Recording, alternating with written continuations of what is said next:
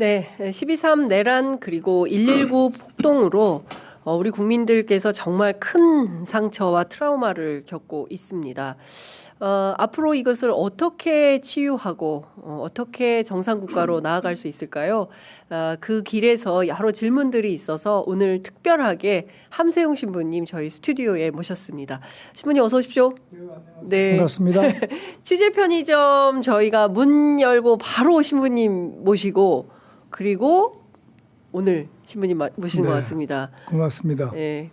일이 잘 되면 좋겠습니다. 아니 신부님 코트도 안 벗으시고. 코트요? 예, 추우시다고. 신부님 고문 트라우마 있으신 거 없어요. 예, 그건 아니에요. 예, 기도로 다 이겨냈습니다. 기도로. 예. 그런데 12.3 내란 딱 터졌을 때 신부님 머릿속에는 박정희가 떠올랐습니까? 전두환이 떠올랐습니까? 뭐 조금은 놀랐는데 네. 텔레비에서 생중계를 하고 있잖아요. 예. 그래서 이거는 신부님 처음에 어떻게 아셨어요? 어느 교우가 10시 반에 전화를 주셨어요. 예. 빨리 TV를 틀어보라고. 예. 지금 계엄 선포했다고. 그래서 조금 의아했어요. 예. 계엄? 그리고 이렇게 봤더니 이제 윤 대통령이 발표하는 장면이 나오더라고요. 네. 근데 국회 현장이나 이 모든 게 다 생중계가 되고 있는 거예요. 그러니까 제가 이거는 성공할 수 없겠다. 왜냐하면 지금 생중계가 되고 있잖아요. 직감이. 전두환이나 박정희 때는 다 사전에 많은 분들을 다 불법으로 체포해 가고 그러고 발표를 했었는데 이거는 안 되겠다. 그랬더니 이제 조금 있다가 이제 많은 분들이 전화 주시면서 빨리 피했으면 좋겠다고. 신부님. 그래서 밤에 뭐 어디를 피합니까? 뭐 그리고 이제 대답했더니 또 조금 있다 주진우 기자가 전화를 하면서 네. 자기 국회로 간다고. 예. 그러면서 저한테 묻길래 내 생각에는 이건 어렵겠다. 왜 지금 국회의원들이 모이고 있고 네. 국회에서 많은 군중들 우리 네. 시민들이 모이고 계시고 그래서 이 부분은 쉽지 않겠다. 물론 저도 긴장하는 면은 있었습니다만 그러면서 순간에 이건 하늘이 도와주신 거구나. 우리가 윤석열 대통령을 끌어내릴 방법이 없잖아요.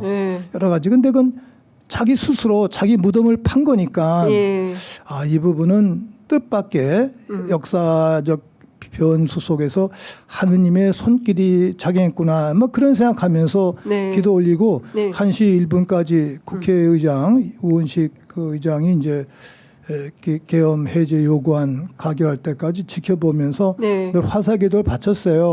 중간중간에 또 이재명 대표가 국회로 오면서 또 유튜브 방송하면서 국민들 겨울에 시민들 다 국회로 모여주십시오라고 호소했다는 그러한 내용도 들으면서 이 부분은 다시 우리에게 주어진 은총의 계기일 수 있겠다 하면서 계속 마음속으로 기도를 올렸습니다. 이제. 네. 일단 신부님께서는 워낙 역사를 살아오셨기 때문에 45년 만에 비상계엄을 했다는 것 자체에 대해서도 굉장히 놀라셨을 것 같은데. 놀라진 않고. 그러니까요. 그냥 뭐 모든 분들이 다 그렇게 말씀하시지만 제가 순간에 든 생각은 보이지 않는 하느님의 역사적 손길 그런 거를 확인했어요. 근데 저는 그런 내용보다 오늘 아침 미사를 보고 나면서 또 신문 기사를 보면서 대전에서 숨진 우리 김하늘 양 많은 분들이 추모하고 애도하고 또 기사도 많은 게 나왔는데 전 그 기사를 보면서 많은 걸 묵상을 했어요. 그리고 미사를 봉헌했는데 김하늘 사건이 어린이 사건이 바로 우리 시대를 상징적으로 보여주는 사건이구나. 무죄한 어린이 순박한 어린이가 뜻밖의 그 교사에 의해서 목숨을 잃었어요. 그 김하늘 어린이가 우리 선량한 시민을 상징할 수 있고 네. 또 잘못 선택한 그 교사가 바로 우리 무례한 그 정치인들, 정치 집단, 윤석열을 비롯한 이 집단이구나. 그런 생각을 하면서 제가 묵상을 했고 또 성경 말씀을 읽으면 루카복음 13장에 예수님 시대 때에도 억울한 분들이 많이 목숨을 잃었거든요. 그 한 예로 예수님의 말씀이에요.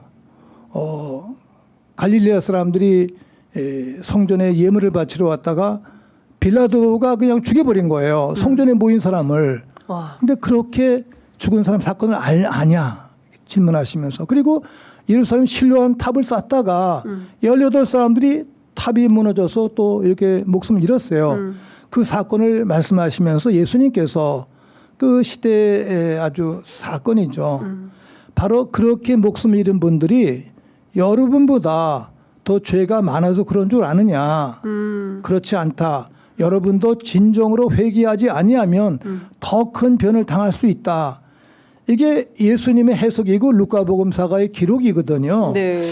저는 이 성서 말씀을 늘 묵상하면서 우리 최근에 있었던 큰 아픔, 세월호 우리 학생들의 죽음, 이태원 참사 희생자들, 또 양회동 노동자의 희생, 많은 분들의 억울한 그 죽음을 볼 때마다 성서 읽으면서 교우들과 함께 그 대목을 깊이 묵상합니다. 이제 핵심은 각자 자기 자리에서 회개하는 것, 진실한 삶을 찾아가는 것. 또 우리 누구나 언젠가 다 죽지 않습니까? 이제 다 죽는데 죽음 앞에서 좀 하늘 앞에 또 부모 앞에 역사 앞에 의미가 있는 뜻이 있는 교훈을 줄 수 있는 그러한 죽음과 사건은 무엇일까를 묵상하라는 그러한 뜻. 김하늘 어린이 양, 8살 된 어린이 양의 죽음을 저도 지켜보면서 또 아버님의 그 부모님들 애타는 마음, 또 어저께 또 많은 분들이 추모했고 오늘 또 장엄하게 장례식을 이렇게 치루었는데 바로 그 김하늘 어린이의 죽음의 사건이 우리 시대를 상징적으로 보여주는 그러한 역사적 사건과 교훈이 아닐까. 네. 헌법재판소에 나와 있는 그 윤석열 대통령을 옹호하는 그 변호사들, 변호사들을 옹호하는 건 좋죠. 그 자체가. 근데 옹호하더라도 그게 합리적인 옹호가 돼야 되는데 이건 궤변, 거짓말, 불법, 반역사적, 반민족적, 가치적 이런 내용으로 하는 걸 보면 참 이렇게 불쌍한 거예요. 그 사람들이. 그 얼마나 공부 많이 한 사람들이에요. 그렇습니다. 근데 저런 궤변을 펼치고 있구나. 그러니까 저는 사제로서 저 자신들 미사 때마다 반성합니다만 예수님께서 2000년 전에 오셨을 때 제일 처음에 지적하신 것이 그 당대 종교인들, 사제들이었어요. 이 위선자들아. 네. 무섭게 야단쳤거든요. 네. 그다음에 율법학자, 그 시대의 법률가들이에요. 네. 그다음에 정치 지도자들, 또 이른바 그 시대의 그 지도층 인사들을 무섭게 질타했거든요. 그 마태복음 23장에 예수님의 그 질타 어록집이 나와 있는데 그 부분을 정말 그 헌법재판소에서 윤석열 대통령 옹호하고 있는 변호사들, 그리스도인이 아니라 할지라도 성서는 일종의 고전이니까 그 말씀을 읽어봤으면 좋겠어요. 좀 읽어봐라. 또 그 변호사들도 학생 때 또 자기들 연수원 때는 법의 원리를 배웠잖아요. 근데 법이 뭐냐? 법은 인간을 위한 봉사적 내용이거든요. 네. 가장 중요한 게 진리와 봉사예요. 근데 그걸 놓치면서 궤변을 늘어놓고 있고 그러니까 또 이것이 방송이 되고 있으니까 맞습니다. 얼마나 악영향을 끼치고 있는지 악영향을 끼치고 저는 참 가슴이 아픈 거죠. 거기에 또 속고 있는 많은 그 선량한 그 군중들, 군중들은 속고 있는 거예요. 속고 있는 그 군중들을 바라보면서 제가 좀 마음이 아픈 거죠.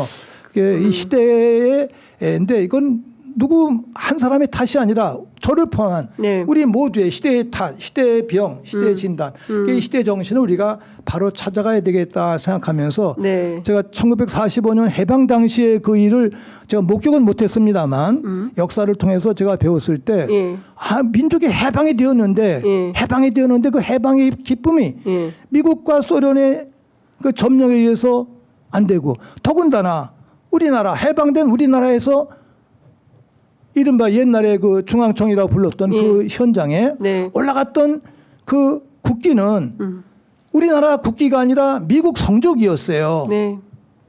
이 내용을 역사적으로 우리가 깊이 반성을 해야 돼요. 이런 내용들 아픈 마음. 그리고 일제 부역했던 그 공무원들 경찰들이 미 군정의 경찰 공무원이 된 거예요. 네. 이것이 있을 수 있는가? 이 미 1945년부터 48년에 미 군정 이건 미국의 식민지입니다. 이제 이때 그 아픔을 되새겼어야 했는데 네. 목숨을 바치면서 독립운동 하셨던 분들이 귀국하셔서 보니까 네. 이게 또 다른 미국의 식민지였던 거예요. 이 내용을 알아야 되는데 이 광장에 모인 분들 노인들이 태극기를 드는 거 좋아요. 어떤 미국기까지 들고 나오는 거, 이 역사의 그 진실과 과거의 그 내용을 알고서 그러는 건가? 네. 이 가슴이 아픈 거예요. 이건 선조들에 대한 모욕이거든요. 오늘 안중근 의사가 1910년 사형 선고를 받으신 그런 날이에요. 오늘. 네, 오늘 네. 2월 14일. 네. 그래서 안중근 더군다나 춘천 그 검사장 지검장은 엉뚱한 얘기를 해서 지금 모든 언론에서 지금 맞습니다. 뭐 꾸짖고 있는데 그게 어떻게 할 말인가? 정말 안중근 의사를 윤석열하고 똑같이 등치시켜가지고 일제시대 부끄러운 거죠. 일제법정과 우리 헌재를 똑같이 비교를. 파면돼야 될 대상이죠. 이영림 재판. 네, 전부 다. 뭐 지금 한두 사람이 있습니까? 그게 뭐 검찰 중에 많은 검찰도 공무원들 정말 성서 말씀을 비유하자면 가슴을 찢고 심장을 찢고 회개해야 할 그러한 시점. 또 순국 선열들 앞에서 정말 머리를 조아리면서 뉘우쳐야 될 그러한 시점이 아닐까. 그러니까 우리가 윤석열 개인에게 초점 맞추기보다는 시대적인 그 사회 악에 대해서 함께 반성해야 되겠다. 그런 생각하면서 김하늘 어린이의 죽음이 주는 개인적인 역사적인 시대적인 민족적인 그런 교훈을 또 특별히 변호사들에게 큰 교훈을 줬으면 참 좋겠습니다. 네. 그 시부님께서는 그 안중근 의사 기념사업회 이사장도 맡고 계시고 하셔서 사실은 매년 하얼빈도 가시고 하시지 않습니까? 근데 그 똑같이 동등하게 비교하는 거 보면 참 기가 막히겠다라는 생각이 좀 드는데 사실 신부님 이 군중들이 어리석다 말씀 주셨는데요. 그 부산에서 13,000명, 지난주에는 동대구역에서 54,000명이 모였습니다. 그리고 또 광주로 가서 집회를 하겠다. 강기정 광주시장이 그 집회는 불허하겠다라고 하는데 계속 모이고 있고 헌법재판소 법정에서 윤석열이라는 사람은 끊임없이 거짓말을 하면서 일종의 이제 극우의 그 결집을 요구하고 있습니다. 이 현상은 어떻게 보십니까? 그거를 이제 신학적으로는 인간의 존재의 뿌리를 봐야 되는데 우리 인간에게 양면성이 있어요. 선을 행하는 아름다운 마음도 있고 또 그러고 또 악으로 또 이끌리는 그러한 경향이 있는 거예요. 네. 선과 악의 갈림소에서 우리가 뭘 선택하느냐가 가장 중요한데 어려서 우리가 수녀님들께 교리 배울 때 수녀님들께서 그렇게 말씀해 주시는 거예요. 물론 신화적인 설명이죠. 오른쪽에는 천사가 나를 선으로 이끌고 계시고 왼쪽에는 또 악마가 날 악으로 이끌고 있다. 아하. 이 갈림길에서 우리가 늘 기도하면서 선한 쪽, 천사 쪽으로 우리가 가야 된다. 또 우리들 안에 악에 이끌리는 본능이 있는 거예요. 그 본능의 그러한 내용을 성경에서는 원주의 설화로 설명하잖아요. 뭐 하느님께서 따먹지 말라는 과일을 따먹었기 때문에 낙원에서 쫓겨났다. 뭐 이런 내용들이 이렇게 있는데 그건 사실 신화적인 설명이거든요. 그 내용의 핵심은 자기가 한 행위에 대한 책임을 지지 않는 것에 대한 고발이 되겠죠, 이제. 그럼 사실 하느님께서 주신 말씀은 뭐 다 할 수 있는데 이 가운데 있는 과일, 선과 악을 아는 나무와 생명나무 이 과일만은 따먹지 말라라고 당부를 하신 거예요. 근데 거기에 유혹자가 온 거예요. 뱀의 모습으로 왔잖아요. 이제 뱀 모습 와서 이 과일 따먹으면 너 하느님처럼 된다. 그러니까 진짜로. 따먹고 싶은 거예요. 진짜 될 줄 알고. 먼저 성경 말씀은 이제 하와 여성이 따먹은 걸로 돼 있고 그때는 여성 중심 시대이기 때문에 하와가 주도권을 가지고 있었어요. 그러니까 아담은 질질 끌려다니면서 하와가 주니까 또 하나 받아 먹은 거예요. 여기서 사건이 터졌는데 하느님이 질문을 하는 거예요. 아담아 아담아 하고 이렇게 부르셨어요. 그러니까 아담이 숨었어요. 그게 안 나오니까 독일의 유명한 그 신학자의 설명이에요. 아니 하느님이 다 아시는데 뭘 아담아 부르냐. 그냥 이렇게 끄집어내면 되지. 이런 내용을 짓궂게 네. 어떤 이제 감옥에 갇힌 학자에게 교도관이 예. 질문한 거예요. 예. 그러니까 맞습니다. 하나님 다 아시죠. 예. 근데 아담아 부르셨어요. 예. 그 부르신 이유는 간수 당신을 부르는 겁니다. 여보셔 간수 공무원 당신 지금 어디에 있어? 당신 있는 자리가 어디요? 어저께는 어디 있었어? 오늘 있는 자리가 제 자리요? 내일은 어디 있을 것이요? 이렇게 막 질문 던지니까 이 사람이 좀 캥기는 거예요.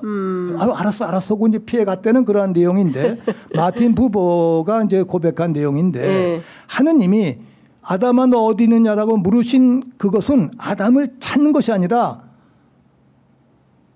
네가 지금 어디 있냐.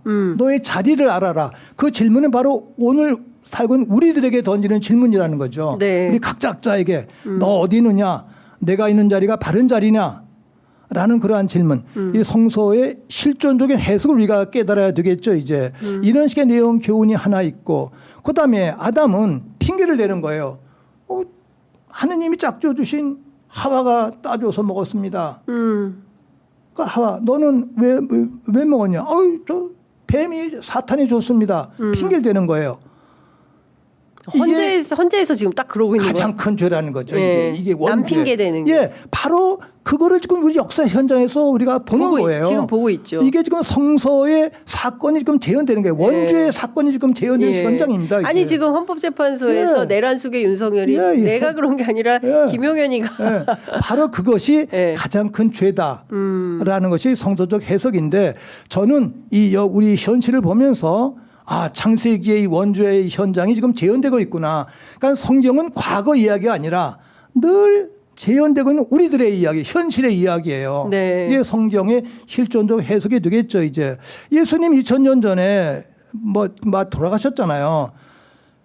예수님을 왕으로 모시자고 막 환영도 했어요. 군중이. 근데 똑같은 군중은 비록 아니라 할지라도 얼마 뒤에 빌라도 재판 현장에서 예수님 어떻게 했냐. 십자가에 못 박아라. 또 군중이 막 또 몰려드는 게 똑같이 십자가에 못 박아라. 이게 군중 저는 그래서 여론조사를 그렇게 크게 평가하지 않습니다. 이제 나름대로 의미 있게 보긴 합니다만 여론은 언제든지 변할 수 있는 사람 마음과 똑같아요. 출렁이는 거예요. 갈대와 같은 거니까. 이런 내용. 그걸 넘어서서 변치 않는 그러한 가치를 추구하는 진실을 추구하는 이것이 중요하지 않을까. 그것이 믿음이 되겠죠. 이제. 그래서 저는 늘 강론할 때 신자들께 그렇게 말씀을 드렸어요. 예수님을 죽인 사람을 군중이라고만 생각하면 안 된다.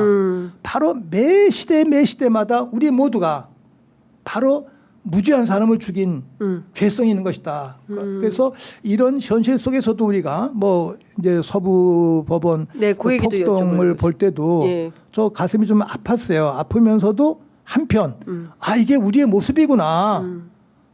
우리의 모습이구나. 근데 그 모습을 이겨낼 수 있는 게 여의도에 모였던 그 수많은 청년들, 응원봉을 든 청년학생들, 이게 세계를 감동 주었잖아요. 이게 우리들 안에 양변성이 있어요. 내 안에 선과 악이 있듯이 우리들 안에 정말 세계를 감동을 줄 수 있는 그런 응원봉의 청년들이 있는가 하면 또 법원에 가서 폭동도 하고 막 지금 울부짖고 있는 그 이상한 목사와 함께 하는 사람들. 사실 그거는 성서적 표현에 의하면 사탄이에요. 사탄이다. 그래서 저는 요새 전광훈 같은 사람이 이걸 보면서 사탄인가요? 사탄이 맞으면 일종의 설명하기가 어렵잖아요. 보이지도 않고. 근데 우리가 사탄을 보고 있는 거예요 지금. 이런 불법을 저지르는 그 사람들이 바로 사탄이야. 하느님이 사탄의 정체를 이런 역사적인 사건을 통해서 보여주고 계시는구나. 이게 우리가 갈 길. 네가 선을 행할 것이냐 악을 행할 것이냐 분명하잖아요. 거기서 우리는 하느님의 길, 정의의 길, 선열들의 길을 따라가는 것. 이것이 우리에게 주는 21세기에 주는 2015년에 주는 역사적 교훈이 아닐까 생각을 하고 저는 특별히 2025년에 관심을 갖는 거는 1905년 네. 120년 전 그렇습니다. 울산 늑역의 해요. 맞습니다. 120년 전 아픔을 우리가 다시 기억하고 1945년 80년 전에 해방이 되었지만 우리 양국으로 갈라졌던 남북 예. 갈라졌던 분단의 역사. 분단의 아픔. 예. 1965년 예. 박정희 예. 그러니까 한일 구역 외교를 통해서 네. 했던 그것도 청구권 60년을 맞는 거예요. 네. 그런데 2025년 올해는 이 불의한 무도한 윤석열 이 자들과 함께 많은 불의한 자들을 우리가 탄핵뿐이 아니라 이제 파면시킬 수 있는 네. 정리할 수 있는 그런 은총의 해다. 그래서 저는 이 상당히 아픕니다만 예. 하느님의 계시라는 것은 모든 걸 열어서 보여주시는 거예요. 그러니까 우리의 역사적 현실, 네. 우리 민중의 현실을 이 사건을 통해서 보여주신 거예요. 너희들의 모습이 이렇다. 그럼 어떻게 살 것이냐. 하나씩 정리해야 된다. 네. 이게 파면되고 나면 네. 우리가 이제 정리 과정으로 가야 되겠죠. 이제 그렇게 드러난 불의한 사람들, 반역사적 인물도 하나씩 솎아내면서 네. 정리하는 것. 그래서 여의도의 응원봉의 청년들이 꿈꿨던 네. 아름다운 무지개 세상, 평화의 세상을 우리가 이룩하는 것. 네. 이것이 바로 우리 시대가 2025년 우리가 해야 할 일이 아닐까. 네. 이런 생각하면서 묵상하고 예. 전 걱정이 됩니다만 희망을 가지면서 기도 바치는 것이죠. 그래서 다시 안중근 의사께서 우리 마음속에 계시고 네. 또 제전에서 순교한 그 어린 양의 그 죽음의 주범이 바로 우리 시대 모두의 잘못이다. 깨달으면서 너무 기가 막히고 그러한 무지한 어린이들이 죽음을 당하지 않는 네. 그런 세상을 우리가 이룩해야 되겠다. 이런 식의 생각을 묵상했고 그리고 지금 그 많이 배운 그 변호사들의 그냥 궤변을 보면서 네. 정말 불쌍해요. 그 변호사들이요? 예, 추하고 불쌍하죠. 예, 추해요. 예. 추하고 불쌍해요. 예. 어떻게 저럴 수가 있는가. 네. 그 사람들 눈동자를 잘 보세요. 다 흐렸어요. 눈동자가. 예. 제 눈동자들이 아니야. 근데 그 사람들의 과거 행적을 보세요. 예. 다 검찰 법관할 때 다 불의한 자들이야. 다 범죄자들이야. 범죄자들. 네. 예. 그걸 저는 기록을 통해서 확인했습니다. 네. 예. 그러니까 그런 사람들이 정말 눈동자도 흐리고 추한 상태로 나와서 말도 안 되는 궤변을 늘어놓으면서 국민들한테 자기들이 옳다라고 얘기하지만 별로 동의하는 국민들이 그렇게 아니 동의가 아니라 네. 제가 이런 사람입니다 하고 보여주잖아요. 네. 그냥 다 알죠. 이렇게. 그 계시야. 제가 계시. 이렇게 거짓말쟁이입니다. 예. 뭐 1분도 안 지나서 예. 인원이라고 말하면서 저는 인원이란 말은 절대 안 씁니다. 그게 참 기가 막힌 장면을 진짜 그러네요. 정말 다 보여주시네요. 예. 거짓말 내가 본인 스스로 거짓말쟁이임을 입증하고 있지 않습니까? 이런 사람입니다. 이렇게 보여주는 거죠. 예. 그다음에 저는 조금 이건 다른 얘기입니다만 그분이 신분이 어쨌든지 파면됐더라도 아직 파면 아니었지만 네. 탄핵됐더라 대통령 신분이니까 뭐 경호하라고 막 그러는데 이게 좀 어린이 장난 같아요. 어린이 장난. 구속됐으면 구속된 대로 범죄자로서 이렇게 호송하면 되는 거지. 예. 뭘 그렇게 경호 차량이 앞뒤로 가고 네. 이건 법을 고치면 좋겠어요. 물론 그 사람이 살해되면 안 되니까 네. 옹호한다는 그런 의미도 있지만 조금 말하자면 지나쳐요. 네. 장난 같아요. 범죄자는 범죄자의 범주로서 네네. 대접을 해야 되는데 예. 왜 그 사람은 특대를 받고 있어요. 그건 안 되죠. 그렇군요. 그런 내용들은 예. 법의 원리, 그 사람들이 배운 그 법의 원리에 어긋나는 거예요.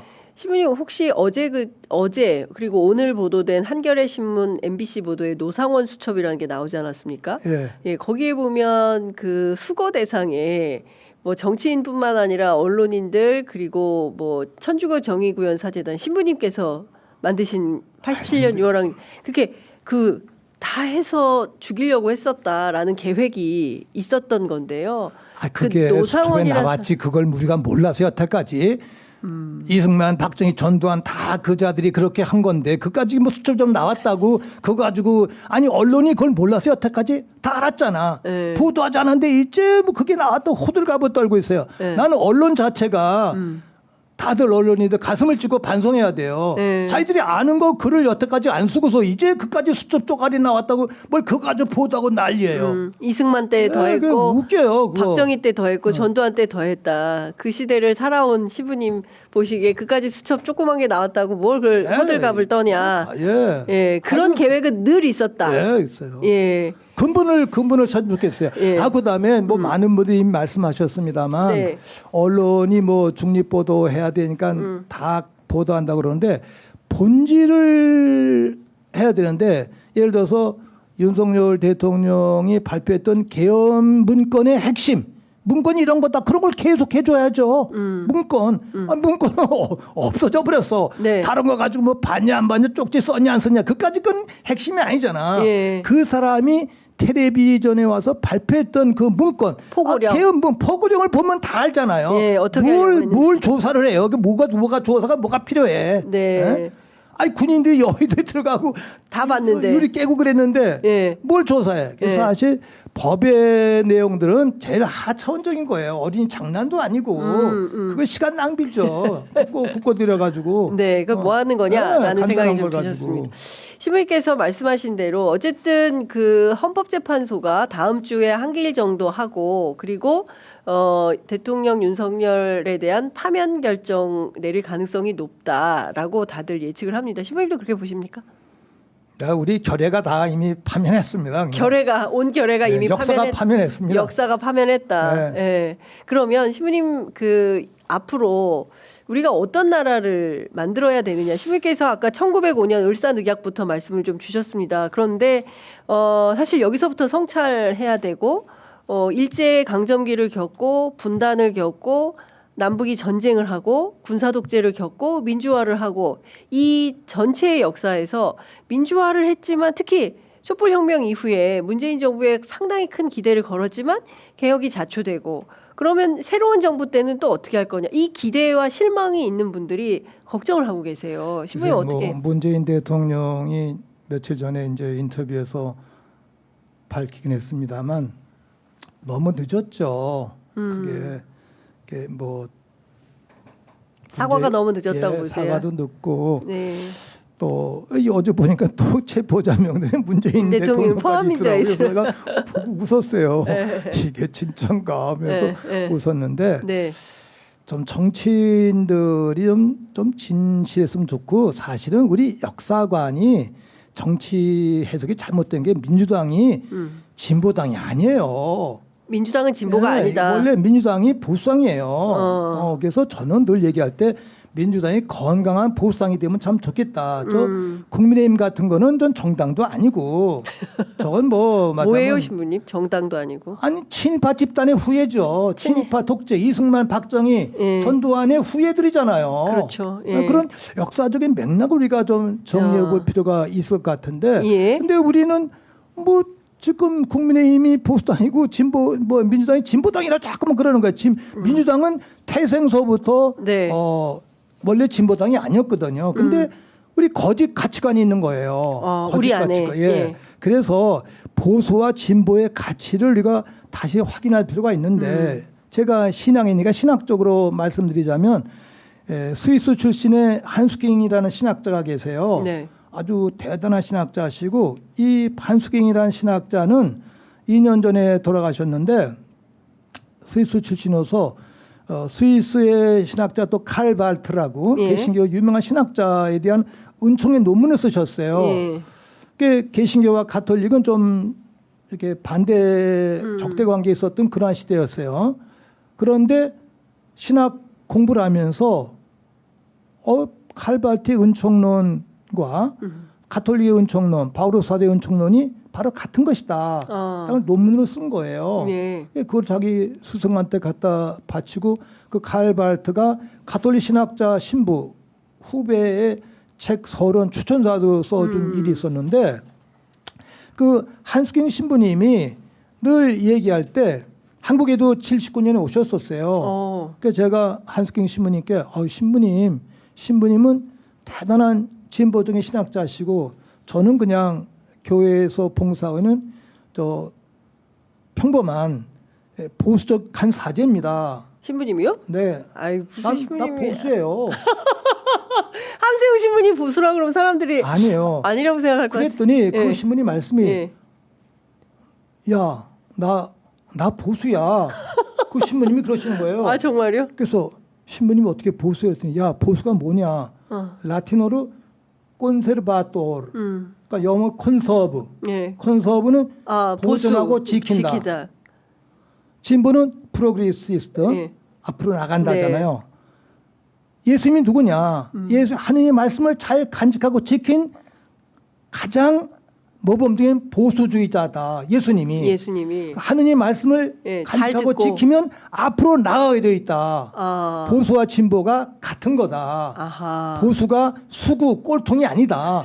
보수는 하느님 말씀 진실을 잘 간직하고 앞으로 나가는 것이다. 그러시는 거예요. 그래서 깜짝 놀랐어요, 제가.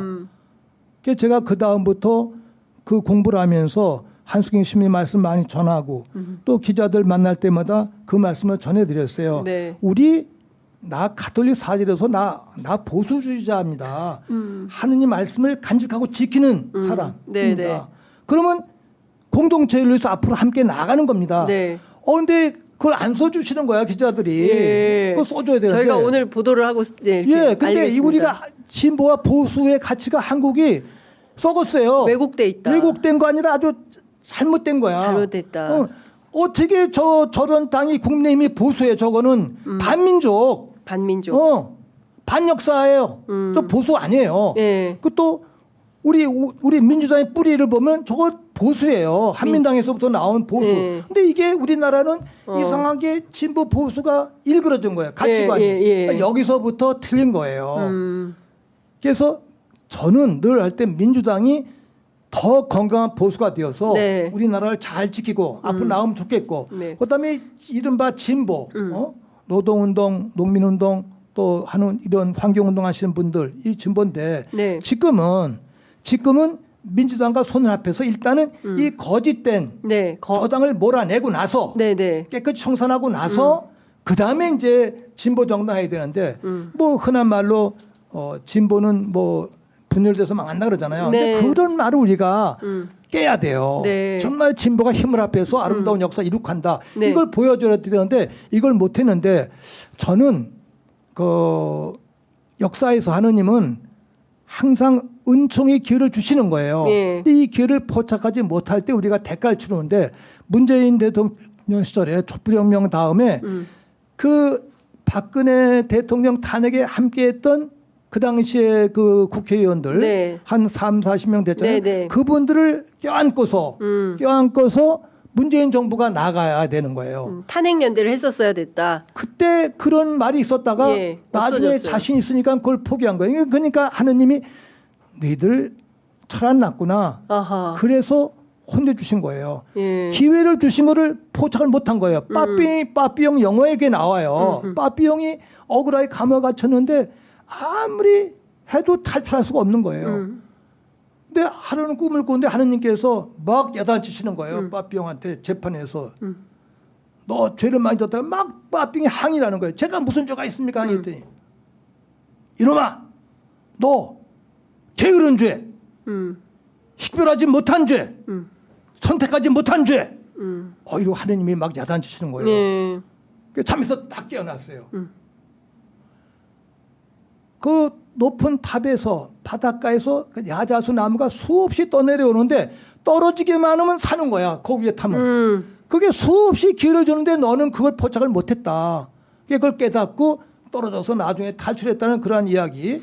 문재인 대통령이 빠삐용입니까 그럼? 아니 그렇게 비하지 말고 우리 모두가 다 우리가 항상 우리 각자 기회가 줄 때마다 그걸 포착하지 못할 때 그 대가를 치러야 된다. 누구 한 사람이 아니라 전체가. 우리 인간 뭐 각자 하나님은 항상 은총 기회를 주시는 거예요. 근데 그 기회를 포착하지 못한 죄 그런 의미에서 우리 결의 모두가 다 좀 깊이 성찰할 필요가 있겠다. 저는 45년서부터 올해까지 한 80년대 역사를 이렇게 보면서도 그때마다 좋은 때가 있었는데 그거를 결정적으로 포착을 못한 거예요. 그런 내용들. 근데 이번에는 2025년 정말 결정적으로 포착할 때가 된 거다. 됐다. 이렇게 묵상하면서 이제 기도 올리는 그렇군요. 것이죠.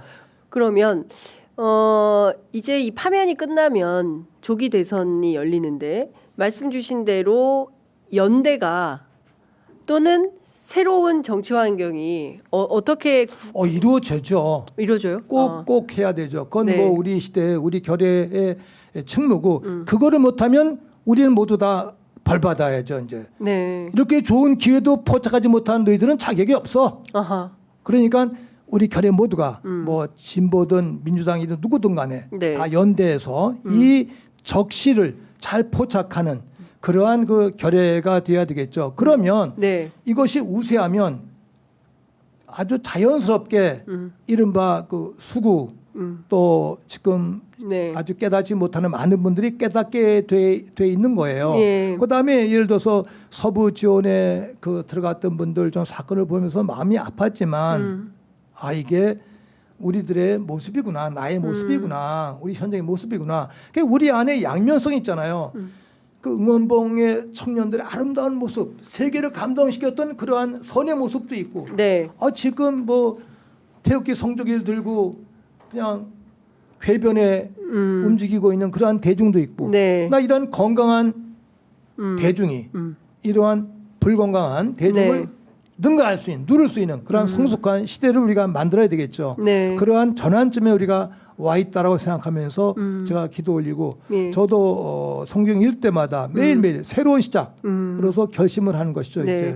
근데 신부님 사실 앞서 이제 그 하늘양 얘기를 말씀을 해주셨지만 너무 끔찍한 사건 사고가 많고 특히 이제 청년들 같은 경우에는 뭐 고립 청년이 뭐 100만 시대다 뭐 이런 얘기를 하고 그리고 과도한 경쟁 때문에 좀 그 뒤처지거나 도태되거나 이런 청년들 그걸 뭐 이렇게 뭐라고 표현하냐 외로운 늑대라고 표현도 하고 또 그런 사람들의 일부가 서부지법 폭동에 참여한 거 아니냐. 아니 그러니까 장 기자님의 그런 해석은 해석대로 하시는데 저는 조금 그보다 더 근저로 가고 싶은 거는 하늘양의 죽음이 오늘의 사건만이 아니에요. 과거에도 수없이 그런 사건이 있었어요. 그런데 하늘양의 죽음에 대해서는 내가 조문을 해도 아무 상관이 없어요. 근데 예를 들어서 인혁당에서 올해가 바로 인혁당 75년 올해 사형 8분의 죽음에 맞은 50년에 만에 해거든요. 그런 억울하게 죽은 분들의 그 사건을 기억할 때는 내가 해를 보는 거예요. 근데 수많은 김하늘 양과 같은 억울한 죽음이 우리 시대에 너무너무 많았어요. 그 김하늘 양 하나의 죽음에만 매몰되지 말고 우리 시대 좀 억울한 모든 사람들의 죽음을 함께 볼 수 있는 넓은 눈, 넓은 시야를 우리가 가질 필요가 있겠다. 막 이렇게 저는 이제 사제로서 반성하고 해석하고 싶고 호소드리고 싶은 것이죠. 이제 그런 식의 내용들. 그래서 예수님께서 아까도 말씀드렸습니다만 그렇게 억울하게 죽은 사람들이 여러분보다 죄가 더 많아서 그런 줄 아느냐? 그렇지 않다. 여러분도 회개하지 아니하면 더 큰 변을 당할 수 있다. 그래서 우리 안에 있는 악, 죄 이런 성향을 끊어버리는 거. 각자 자리에서 1차적으로 민족사적인 또 개인적인 공동체적인 반성이 있어야 될 것 같아요. 벌써 파면되지도 않았는데 여권에서는 대통령 선거 준비하는 사람들이 보이거든요. 그리고 차기 정부가 들어섰을 때 뭐부터 어떻게 다시는 우리 역사에서 되풀이 반복되어서는 안 되는 잘못된 역사를 끊어내고 새로운 역사로 나갈 거냐. 정치인들에게 하시고 싶으신 말씀 있으실 것 같습니다. 저는 그래서 제가 글을 쓸 때 국회의사당에 1948년 49년에 있었던 국회의원들 그 프락치 사건이 있었어요. 그때 14명 15분이 돌아가신 사건인데 그분들의 행업과 사진을 국회의사당에 이렇게 걸어놔야 된다. 전시를 해야 된다. 그다음에 경찰청에도 바로 그 5.16 때 순직한 그분들 또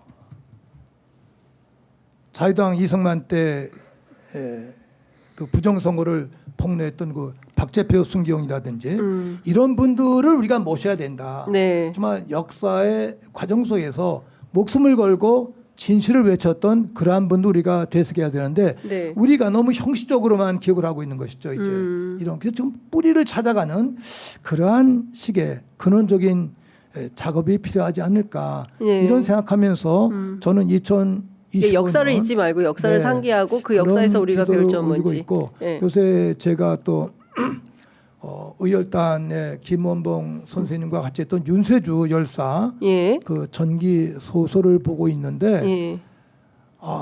1900년도 초에 그 상황과 지금이 똑같은 거예요. 재현되고 있어요. 그러니까요. 흡사 뭐 해방 정국 같다 이런 예, 얘기도 예. 하십니다. 그래서 이 정말 저희들 초등학교 때 배웠던 그러한 것을 가져가면 좋고 또 하나 정말 우리 역사가 대학 입시에서 빠졌잖아요. 국사가 뭐 이게 네. 말이 안 돼요. 그러니까 자기 정신을 빼놓고 공부하는 거죠. 그 국사가 꼭 필수 과목에 들어가야 돼요. 역사 공부를 해야 예, 된다. 예, 역사야지 근데 어떻게 아이들한테 역사를 안 가르치고 이 나라를 인격체와 그 국민의식, 시민의식이 생겨나는 건데 이거 썩은 나라예요. 썩은 나라. 교육 정책이 썩었어요. 네. 역사가 필수야. 네. 영어보다 앞서서 수학보다 앞서서 예. 역사가 들어가야 된다는 거. 예. 제가 이게 호소하고 싶습니다. 예, 이제. 역사 공부하고 민주주의 공부를 해야 예. 그래야 이런 폭동이나 이런 게 이거 한번 큰일 나는구나 이런 거를 체험적으로 알게 되는데 학교 교과목에서조차 국사 과목을 빼버리니 이건 잘못된 교육이다 아주 말씀을 좀 주셨습니다. 잘못된 포기한 거죠. 이제 예. 아주 망하는 길로 나가는 예. 거죠. 이제. 근데 신부님 제가 이걸 좀 여쭤보고 싶었어요. 늘 우리 역사에서 보면 정말 끊어내고 윤석열 포고령식으로 얘기하면 처단해야 되는 시기에 화해해라, 포용해라, 뭐 이런 얘기들을 하면서 이를테면은 지금 나오는 얘기 중에 핵심이 김대중 정부 때 전두환 노태우에 대해서 사면한 것이 오히려 우리 역사를 후퇴시킨 심각한 문제가 된 거 아니냐. 전두환이 저렇게 죽을 때까지 편안하게 살도록 한 역사가 결국은 윤석열이라는 괴물이 내란을 일으킬 수 있도록 만든 거 아니냐. 이제 이런 고민이 있습니다. 신부님은 이 문제 화해 그러니까 또는 청산 이거 어떻게 해야 됩니까? 만델라식으로 얘기를 하면 어려운 것 같아요. 그게 어려운 게 이제 그 사형제와도 연계가 되는데 신학적인 설명도 이제 시대마다 진전되고 바뀌잖아요. 네. 저희들이 어려서 배운 신학에서 토마스 아퀴나스 신학에서는 사형제를 둬야 된다. 공동체를 위해서 해악 끼친 분들은 공동체 이름으로 제거해야 된다. 이게 토마스 아퀴나스의 신학 원론이고 저희들이 그렇게 배웠어요. 네. 그런데 이제 그 뒤에 또는 이제 사형제가 비인간적 잔인하니까 이제 사형 폐지로 가고 우리나라도 이제 아직 사형 폐지국에 공인은 못 받았지만 사실상 사형 폐지국으로 인정받지 않았습니까? 이제 이런 식의 사형인데 그건 시대마다 성숙도에 따라서 해석이 돼야 될 것 같아요. 제가 뭐 이렇다 저렇다 단정적으로 말씀드릴 수는 없는데 네. 다만 성서의 말씀을 제가 빌려서 설명드리자면 제가 신학 공부할 때 이태리 어느 신학자가 글을 쓰실 때 인간은 종교에서 누구든 어쩔 수 없이 다 위선자다 이러는 거예요. 깜짝 놀랐어요. 성경을 보면은 너희가 눈이 죄를 짓게 눈을 갖다 뽑아버려라. 네. 오른손이 죄를 짓게 오른손을 잘라버려라. 발이 죄를 짓게 발을 잘라버려라. 이렇게 무서운 말씀이 성경에 있거든요. 네. 그런데 주일날 성당 예배당에 가보면 다 멀쩡한 사람들이야. 자기 눈 빼고 손 자르고 발 자른 사람 아무도 없어요. 예. 그러니까 그 신학자의 설명이 인간은 존재론적으로 위선자다. 그러니까 자기가 죄인이라고 고백을 해야 된다. 누구든지 사제든 소자든 또 우리 사람이든 위선적인 측면 속에서 늘 더 하느님께 나아가려는 그런 마음이 있어야 된다. 이렇게 설명을 하는데 그러나 거기서 성서가 요구하는 것은 철저한 가치는 항상 되새겨라. 철저성. 네. 그건 실천하고 안 하는 거 그 다음에 문제가 되겠죠. 철저성에 대한 원리를 하나 배울 수 있겠고. 그러니까 저는 여기서 사랑의 원리에서 원수를 사랑하라는 말도 있지 않습니까? 네. 근데 신학자는 이렇게 설명을 해요. 원수를 사랑하라는 것이 물리적인 의미뿐이 아니라 원수까지도 사랑해라. 그런데 내가 누구를 사랑해야 되는데 내 앞에 사랑해야 될 장애물이 있는 거예요. 네. 그럼 장애물, 저 사람을 사랑하기 위해서 이 장애물을 내가 치워야 돼. 이 치우는 과정 속에서 악인들을 제거하는 그러한 과정이 나올 수 있다는 것이죠. 이때 그거는 살인이 아니라 사랑을 실천하기 위한 하나의 방법이다. 과정이다. 네. 이렇게 이제 설명하시는 거예요. 독일의 유명한 신학자 요한네스 메츠라는 정치신학자의 설명인데 네. 얼른 들으면 괴범 같기도 합니다만 네. 또 사랑의 보편적인 의미를 우리가 깊이 생각할 수가 있겠죠. 이제 이런 식의 내용들도 우리가 생각할 수 있고 저는 강론할 때 이렇게 설명을 해요. 인간에게는 선악의 내용이 있는데 주식회사의 원리로 설명을 합니다. 이제 주식이 51%만 가지고 있으면 내가 주도권이 있는 거예요. 그 회사에서. 네. 49%를 가진 사람이 아무래도 종속이 돼요.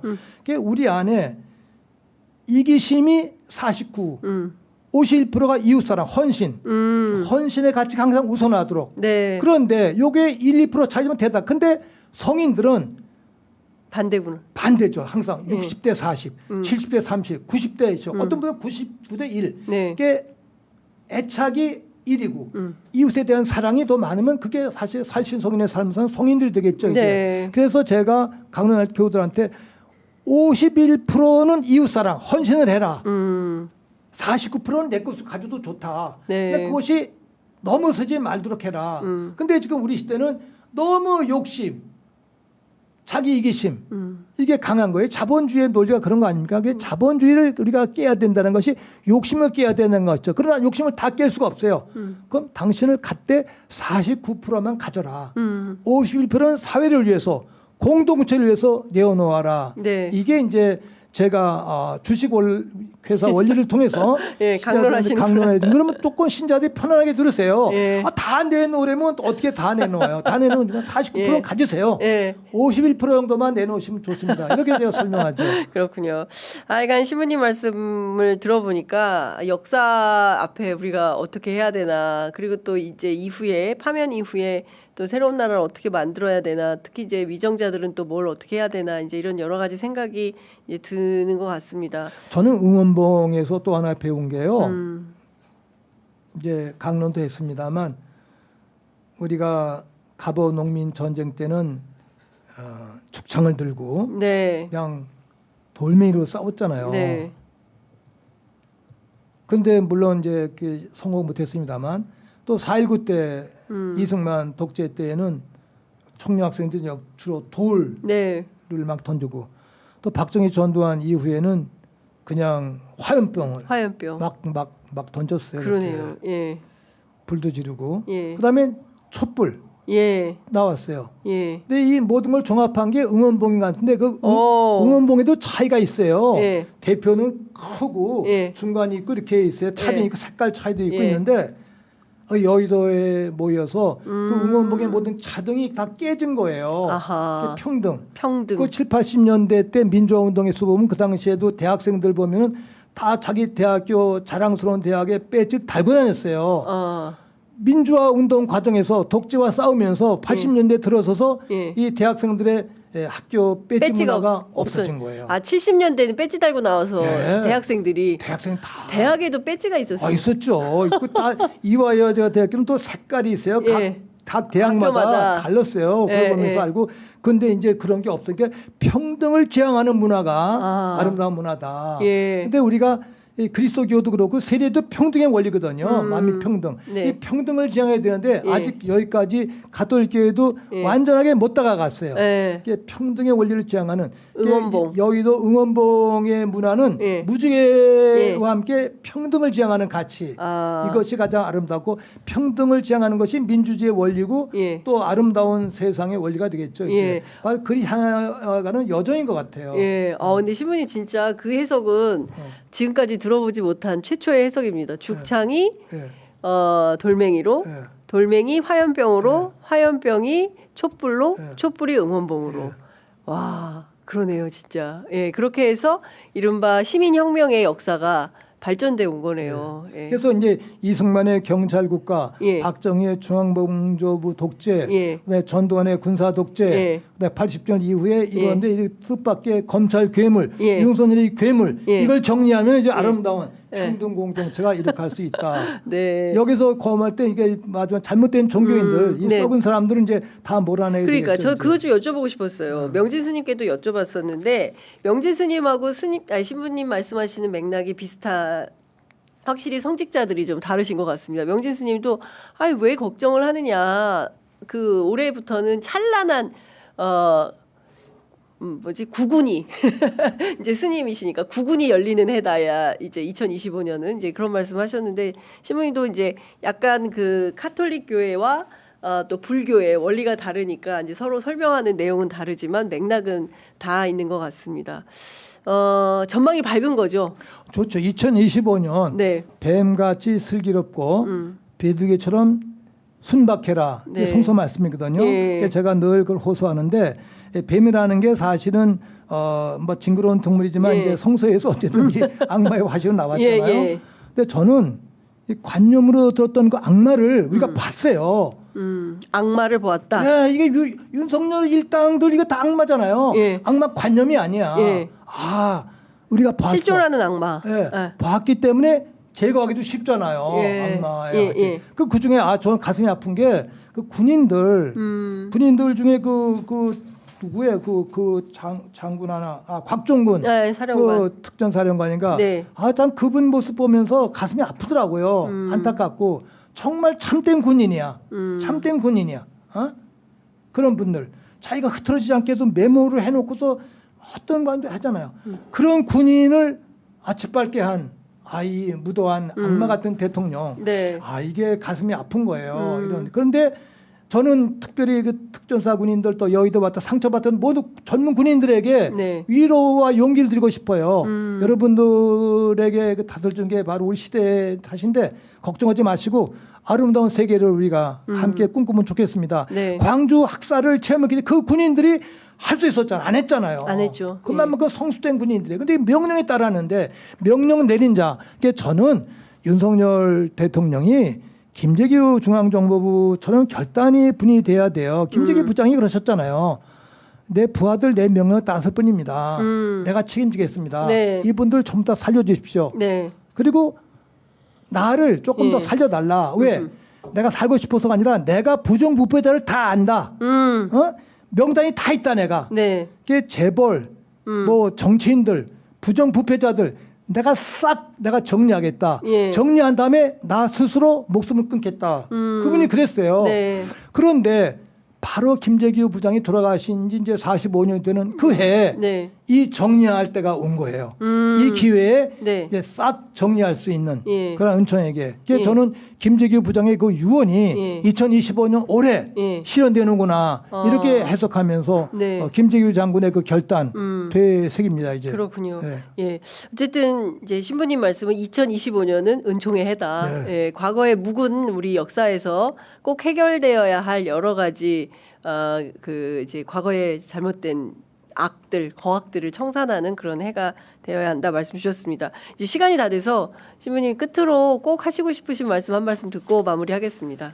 네, 우리 모든 청취자들과 함께 기도하는 마음으로 지난해 저희들이 모이면 늘 청년들이 일어나야 되는데 그런 대화를 나눴었어요. 또 돌아가신 송건호 선생님께서도 일제시대 때 독립운동을 펼치신 분들은 훌륭한 애국자 선조들도 계셨습니다만 그 주도층은 청년 학생들이었다. 네. 늘 그런 말씀하셨었는데 여의도에 모였던 우리 청년들 특히 여성들 많은 20, 30대 청년들 여성들에게 격려를 보내면서 그 젊음이 이 노화를 다 정말 젊게 만들면서 아름다운 민주공동체, 평등공동체 공화의 나라를 일으켰으면 참 좋겠습니다.